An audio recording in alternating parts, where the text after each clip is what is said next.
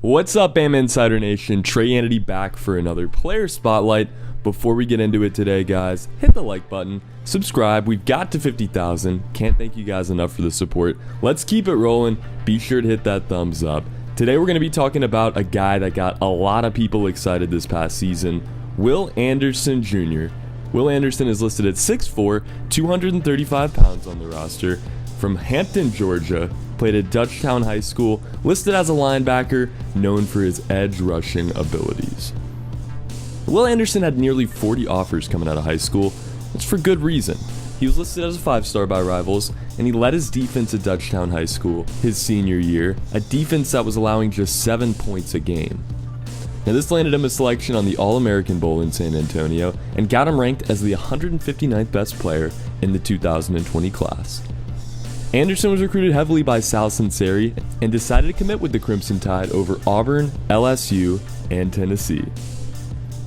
And when Anderson arrived in Tuscaloosa, it was early, and he was ready to get started last April. But as we all remember, hardships came.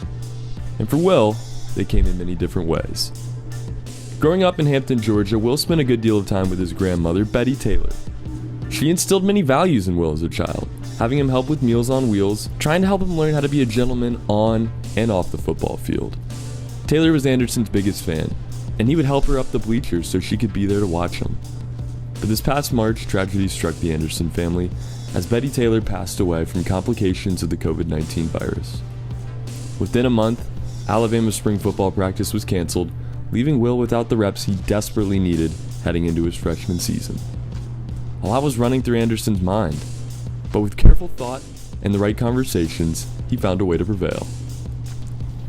He prayed a lot, he trained a lot, and he leaned on the family a little more than what I was accustomed to seeing him do.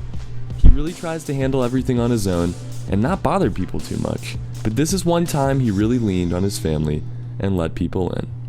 Anderson's mother, Terrian, talked about how much his grandma meant to Will, and talked about how he was going to use it as a motivation moving forward. Despite everything going on, Anderson found a way to train 6 days a week, twice a day, and he would wake up at 5 a.m. to start his first session each morning. He wasn't just training, but he was doing it with elite talent too. Former Baylor defensive end Dwight Johnson, who spent 3 seasons in the NFL with the Philadelphia Eagles, New York Giants, and New England Patriots, would join Anderson every day from 3:30 p.m. to 8:30 p.m. Johnson was quoted as saying, "He's pretty much buried himself in the gym. I think it was an outlet to help him get through this tumultuous time losing his grandmother. Then you're dealing with COVID-19 on top. I can tell he was a little antsy too, because he was always ready to put back on the pads. He wanted to go out there and show them what he's got." This intense off-season training got Anderson in the exact shape he needed to be, and he was able to catch everybody's attention immediately when the team resumed activities in the fall. Noted for his explosive abilities in practice, Anderson was named the starting Jack linebacker, the first true freshman to achieve this feat in the 14-year Nick Saban career at Alabama. Anderson emerged immediately as the most explosive edge rusher on the team and one of the best raw talents on the entire field. In his first college game against Missouri, Anderson collected 3 tackles and 3 quarterback pressures. And that's when we started to realize Will Jr. may be something really special. And it only got better from there.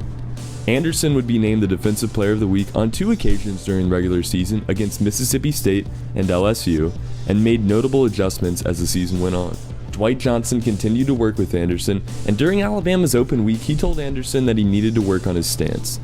Will took this information and he put it to use. He finished out the regular season as the team leader in quarterback pressures and looked nearly unstoppable against the Florida Gators in the SEC championship game, where he recorded 5 solo tackles, forced a fumble, and was selected as one of the defensive players of the week.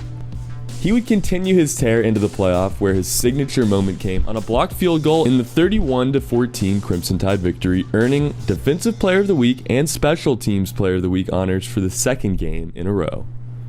In the national championship, Anderson wasn't overwhelming, but he did what he had to. He provided pressure on Fields all night long and ended up with 3 tackles in the win over Ohio State.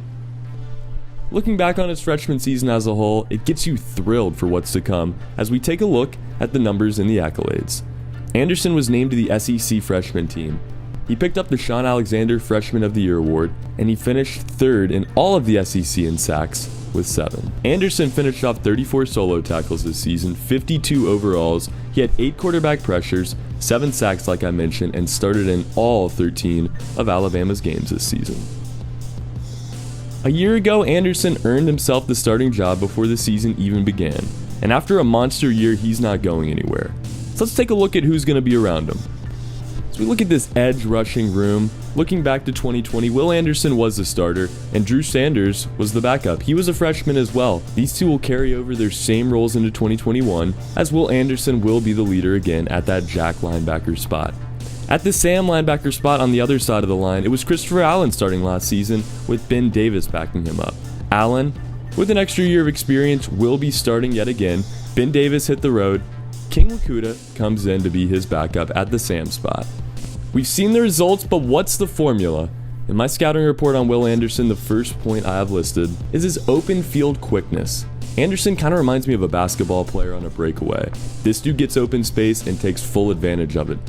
It's hard not to let him into the backfield, but when you do, you know your quarterback is going to have very little time to react to the Anderson pass rush. Second point, his cannon-like explosiveness. This dude is so quick off the line. The second the ball is snapped, he is in position and ready to go, and probably already in the backfield. His overwhelming presence. The quarterback pressure numbers don't lie. This dude is everywhere on the field. And don't be surprised this season if we see more plays, pass attempts thrown over the middle that are batted down by Will Anderson. Maybe some interceptions, along with more forced fumbles and recovered fumbles as well. And those sacks aren't going anywhere either. The fourth point, his ability to play bigger than his size. In high school, he was always listed as a defensive end, but an undersized defensive end that could play linebacker. In college, he's kind of embodied that role as well, but plays so much bigger than his size. One thing you love about Will Anderson, the way he uses his arms. He creates space with those long arms and uses them perfectly, while remaining anchored and finishing tackles when the play is ran to his side of the field. This defense will still be relatively young heading into 2021, but Will Anderson plays like he's one of the oldest on the field and is continuing to learn the speed of the college game. When Alabama had success in 2020 at pressuring the quarterback, many times it was because their best kept secret, Will Anderson Jr. What does 2021 hold? We'll find out, but a full year of reps in practice combined with the skills that Will Anderson brings to the table is a deadly combination and one that will make waves this season. This has been another edition of the Bama Insider Player Profile series. For coverage like this and all things Alabama football, hit that like button, subscribe, and check out BamaInsider.com along with the Bama Insider YouTube page for all things Alabama football. For BamaInsider.com, my name is Trey Yanity. This has been a Player Spotlight on linebacker Will Anderson Jr.